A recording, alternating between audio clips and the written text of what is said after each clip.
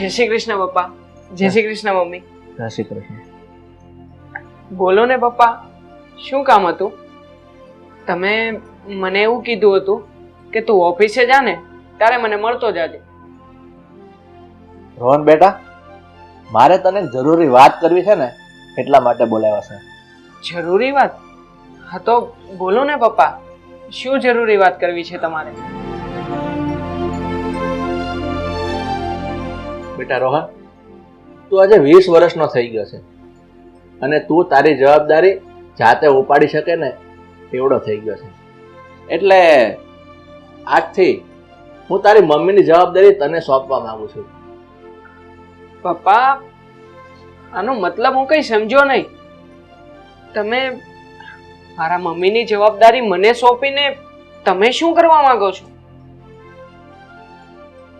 બસ એ જ કે આજથી હું તારી મમ્મી સાથે અબોલા લઈ રહ્યો છું અને એ પણ હંમેશને માટે.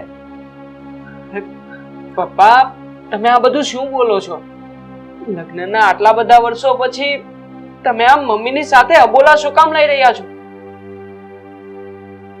આ બધું હું તને વધારે અત્યારે નહીં જણાવી શકું, પણ એટલું જરૂર કહીશ કે જ્યારે તારી મમ્મી સાથે મારા લગ્ન થયા હતા ને ત્યારે મેં એને જણાવી દીધું હતું કે આપણો દીકરો જ્યારે 20 વર્ષનો એની જવાબદારી સંભાળી શકે ને એવડો થશે ને ત્યારે હું તારી સાથે છેડો ફાડી નાખીશ.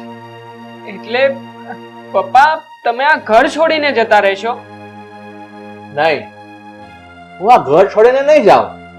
આ જ ઘરમાં રહીશ, પણ તારા મમ્મીથી જુદો થઈને, અને એ પણ એક અજાણ્યા માણસની જેમ. પણ પપ્પા, આ બધું કરવાનું કારણ શું?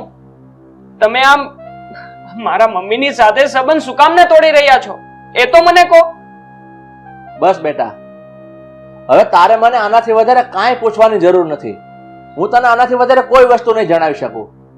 અને હવે તારે કામે જવાનું મોડું થતું હશે ને એટલે તું જઈ શકે છે.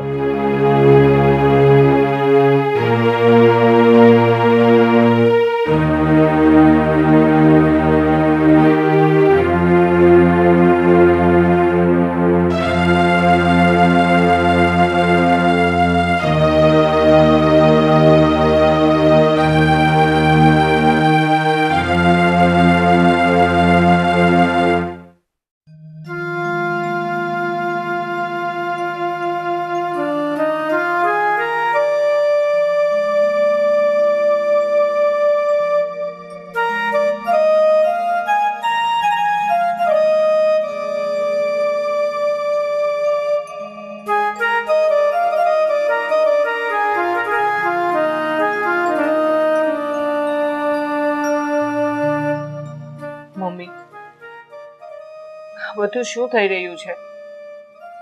પપ્પા આટલા વર્ષે આવો નિર્ણય કેમ લઈ રહ્યા છે? મમ્મી, તમારા લગ્નના આટલા વર્ષ પછી એ તમારી સાથે આમ અબોલા કેમ લઈ રહ્યા છે? મમ્મી, મને કહો ને કે તમારા બંને વચ્ચે એવું તે વળી શું બન્યું છે કે પપ્પા આવી રીતે આમ તમારી સાથે છેડો ફાડી રહ્યા છે? બેટા, આ વાત બહુ જૂની છે, હું તને જણાવું છું. તારા પપ્પાના લગ્ન જ્યારે મારી હારે થયા ને એ પેલા તારા પપ્પાની સગાઈ મારી મોટી બેન આશા સાથે થઈ હતી અને 2 મહિના પછી તારા પપ્પાની સગાઈ તોડી નાખી અને મારી સાથે કરી દેવામાં આવી. બસ આ જ વાત તારા પપ્પાને ન ગમી, કારણ કે એને આશા ગમતી હતી અને આશા સાથે લગ્ન કરવા હતા. પણ મમ્મી, મારા પપ્પા તમને પસંદ નહોતા કરતા તો પછી એમણે એ વખતે જ ના પાડી દેવી જોઈએ ને? આ વાતનો વિરોધ તારા પપ્પાએ કર્યો હતો, પણ તારા દાદાના દબાવમાં આવીને તારા પપ્પાએ મારી સાથે લગ્ન કરી લીધા. પણ તારા પપ્પાએ ભૈણાની પહેલી રાત જ મને કહી દીધું હતું કે આપણું પહેલું સંતાન 20 વર્ષનું થાય અને જવાબદારી સંભાળી લઈને એટલે હું તારો સાથ છોડી દઈશ. હે ભગવાન, બહુ ગજબ કહાની છે તમારી. આ બધું તો મેં પહેલી જ વાર સાંભળ્યું. પણ મમ્મી, તમે ચિંતા નહીં કરતા. હું પપ્પાને સમજાવીશ કે એ જે આ કરી રહ્યા છે ને એ બધું બહુ ખોટું કરી રહ્યા છે.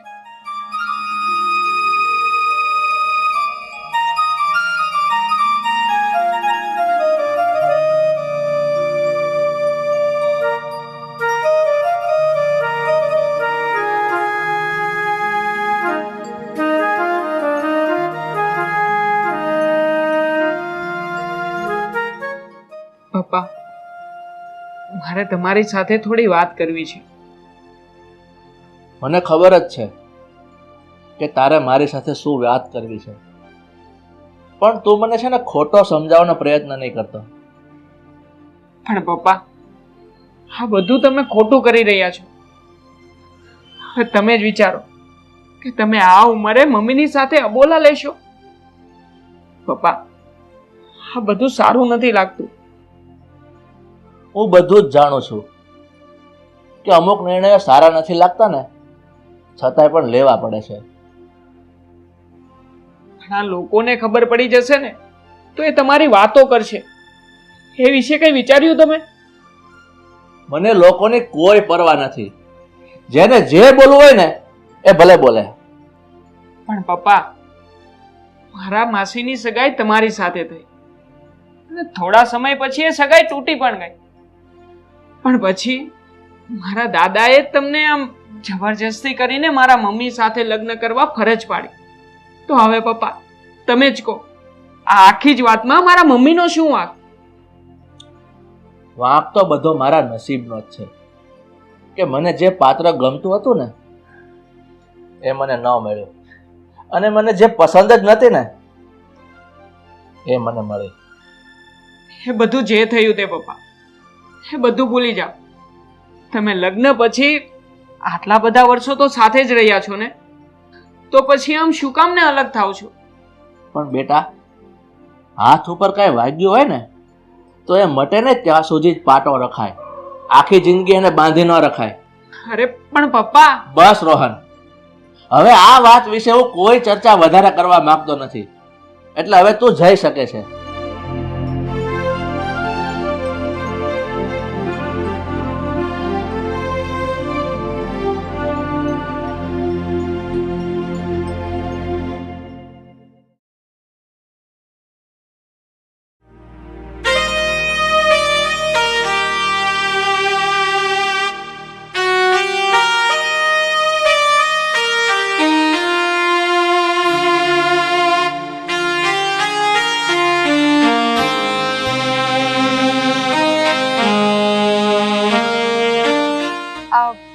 રોહન, તે શું વિચાર્યું પછી? તે તારા મમ્મી પપ્પા સાથે આપણા લગ્નની વાત કરી કે નહીં? ના, નથી કરી. કારણ કે હમણાં અમારા ઘરે એક મોટો પ્રોબ્લેમ આવી ગયો છે.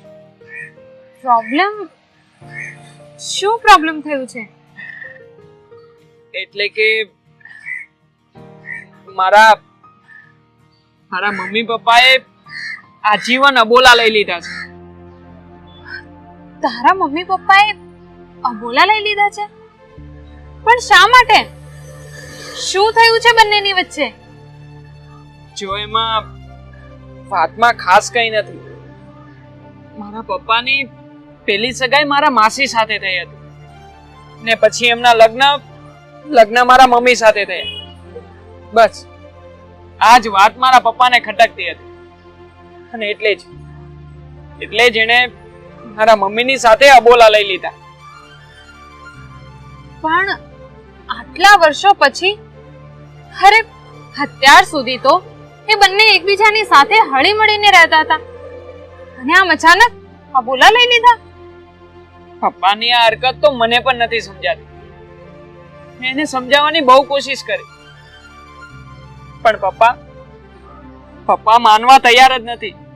એ તો બસ એમની વાત પર જ અડગ છે. તો પછી હવે આપણા લગ્નનું શું થશે? જો અત્યારે કોઈ વાત થઈ શકે એમ નથી, કારણ કે ઘરનું વાતાવરણ હમણાં બહુ ખરાબ છે. ગંભીર પરિસ્થિતિ છે ઘરે.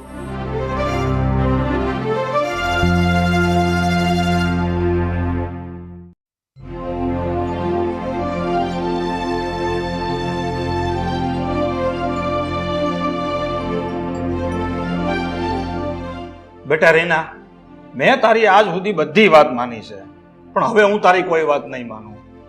આ રોહનના ઘરમાં આવા ડખા હાલતા હોય અને એના મા બાપ આ ઉંમરે જો અબોલા લઈ લેતા હોય ને, તો એવા ઘરમાં મારે તને નથી પરણાવવી. પણ પપ્પા, હું ને રોહન એકબીજાને પસંદ કરીએ છીએ અને લગ્ન કરીને અમે સાથે રહેવા માંગીએ છીએ. પણ બેટા, જે ઘરમાં આવા ડખા હાલતા હોય ત્યાં તું સુખેથી ક્યારેય નહીં રહી શકે. પપ્પા, રોહન સારો છોકરો છે, એ મને ક્યારેય તકલીફ નહીં પડવા દે. હું જાણું છું કે રોહન સારો છોકરો છે, પણ એનો બાપ કુમાથી મગજનો છે. હવે આ ઉંમરે જો એની પત્ની હારે અબોલા લઈ લેતો હોય તો એ માણસ કેવો ગણવો? દીકરા, આ બે ડાળીઓ હરિયાળીમાં લહેરાતી હોય ને, પણ એનું વૃક્ષના મૂળ જ સડેલા હોય ને, તો એ વૃક્ષ જાજુ નથી ટકતું. એ વૃક્ષ એક દિવસ સુકાઈ જ જાય છે. પપ્પા, તમે રોહનના પપ્પા સાથે એકવાર વાત કરો ને, એને સમજાવો ને, કદાચ એ તમારી વાત સમજી જાય. જો બેટા, આ એના ઘરની અંગત બાબત કહેવાય, એટલે હું એમાં કોઈ માથું નહીં મારું ને હું કોઈ વાત કરીશ જ નહીં.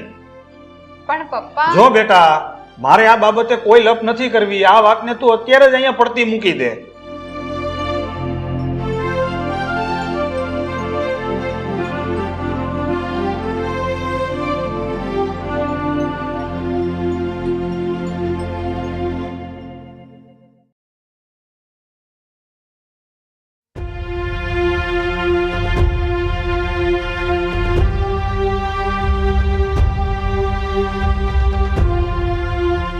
રોહન,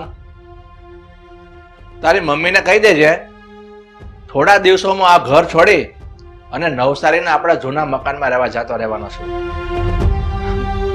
પપ્પા, તમે આમ એક પછી એક કઠોર નિર્ણય શું કામ લઈ રહ્યા છો? આખરે તમે કરવા શું માંગો છો? પપ્પા, તમે મને કહેશો કે આ ઘરમાં તમને પ્રોબ્લેમ શું છે? રોહન, હું હવેથી આ ઘરમાં તારી મમ્મી સાથે રહેવા નથી માંગતો. અરે દમ ઘૂંટાય છે મારો આ ઘરમાં. હું આનું મોઢું જોઉં છું ને, ત્યારે મારી સાથે બની ગયેલી ઘટનાઓ મને યાદ આવી જાય છે. અરે પપ્પા, તમારે જો આવું જ કરવું હતું તો લગ્ન જ નહોતા કરવા ને. શું કામ ને લગ્ન કર્યા મારા મમ્મી સાથે? લગ્ન તો તારી મમ્મીએ જ મારી સાથે નહોતા કરવા જોઈતા. અરે ના પાડી દેવી જોઈતી હતી ને એને. શું કામ એણે મારી સાથે લગ્ન કર્યા? અરે પપ્પા, તમે આ એકની એક વાત શું કામ ને વાગોળીએ રાખો છો? જે થવાનું હતું એ તો થઈ ગયું, તો હવે તમે આ વાતને કેમ નથી ભૂલી શકતા? માણસ બધું ભૂલી શકે છે દીકરા, પણ એની સાથે થયેલું છળ અને કપટ એ ક્યારે નથી ભૂલી શકતો. રોહન, તારા પપ્પાને કહી દે કે નવસારી રહેવા જવું ને તો ભલે જાય, કારણ કે કાલે મારો ભાઈ આવશે, એને મળીને જ જાય, એને મળ્યા વગર ન જાય. ભાઈ આવે છે, ભલે આવતો એનો ભાઈ.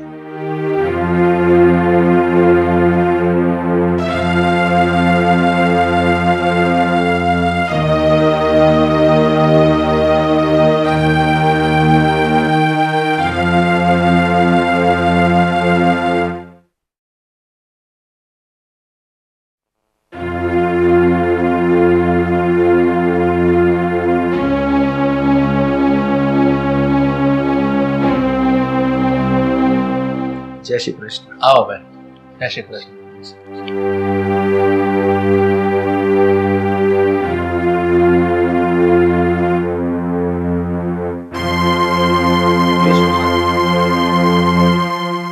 તમારા અને મારા રાધાબેન વચ્ચે જે કંઈ બન્યું ને એના સમાચાર મને મળ્યા છે. મને એ પણ ખબર છે કે તમને મારા બેન રાધા સાથે લગ્ન મંજૂર નહોતા, કારણ કે એ સમયે તમને મારી મોટી બેન આશા પસંદ હતી. પણ તમને એ ખબર છે કે તમારી સગાઈ આશા સાથે શું કામ તોડવામાં આવી? તમારી સાથે મારી બેન આશાનો સંબંધ તોડવાનું એક જ કારણ હતું કે મારી બેન આશાને કોઈ સંતાન થાય એમ જ નથી. અને બીજું કે આ વાતની અમારા ઘરમાં અમને પણ કોઈને ખબર નહોતી, અને આશાબેને અમને 2 મહિના પછી વાત કરી. જો આ સંબંધ તૂટી જાય તો આપણા બેયના ઘરની બદનામી થાય એમ હતી. એટલે પછી દાદાએ નિર્ણય લીધો કે તમારા લગ્ન મારા બેન રાધા સાથે થઈ જાય. અને ગિરીશકુમાર, તમને એ વાતની પણ ખબર નથી કે આ મારી બેન રાધાના લગ્ન એક મિલ માલિકના દીકરા સાથે થવાના હતા. અને રાધાએ એના લગ્નનું બલિદાન આપી તમારા બાપને આબરૂ હાંચવવા તમને સાથે લગ્ન કરવા પડ્યા. અને આટલા વર્ષે તમે મારા બેનને આવો બદલો આપ્યો? રાધા, મને એ ખબર નહોતી કે આશાની સાથે મારી સગાઈ શા માટે તોડી નાખવામાં આવી. અને મને એ પણ ખબર નહોતી કે તે મારી સાથે લગ્ન કરવા માટે આવડું મોટું બલિદાન આપ્યું. રાધા, તું બની શકે ને તો મને માફ કરી દેજે. મેં તને બહુ દુઃખી કરી છે. ગિરીશ, તમે અત્યાર સુધી ભલે મારી હારે આવું વર્તન કર્યું, પણ હવે આવું નહીં કરતા. નકર હું મારો જીવ આપી દઈશ. હું મરી જઈશ ગિરીશ.